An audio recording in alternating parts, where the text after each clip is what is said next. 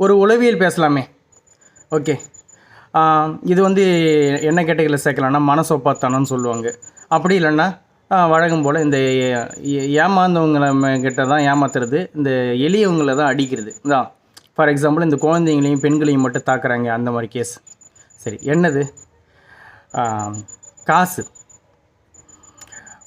தெருவில் விற்கிற காய்கறி விற்கிறவங்கக்கிட்ட ஒரு 4-5 ரகம் காய்கறி வாங்கி ரகத்துக்கு 2 ரூபா மிச்சம் படித்து 10 ரூபா மிச்சம் படித்து சந்தோஷம் அடைஞ்சு அப்படியே ஒரு ஏதோ சாதித்த மாதிரி சந்தோஷப்படுவாங்க.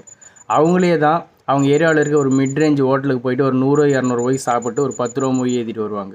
ஓகே, என்னென்னா ஹோட்டலில் கொடுக்கறதுக்குன்னு வர மனசு இங்கே காய்கறி வியாபாரி கொடுக்கறதுக்கு வராது. கேட்டால் அவனுக்கு எதுக்கு நம்ம கொடுக்கணுன்ற ஒரு எண்ணம். ரெண்டாவது அவன் தான் தெரு மேலே தானே வரான்ற ஒரு எண்ணம். அவங்கள பொறுத்தவரையும் ஹோட்டல் சர்வரோட காய்கறி வியாபாரின்றவங்க வந்து கம்மின்றதுனால தான் அவங்க மேலே இப்படி ஒரு திணிப்பு செய்கிறாங்க.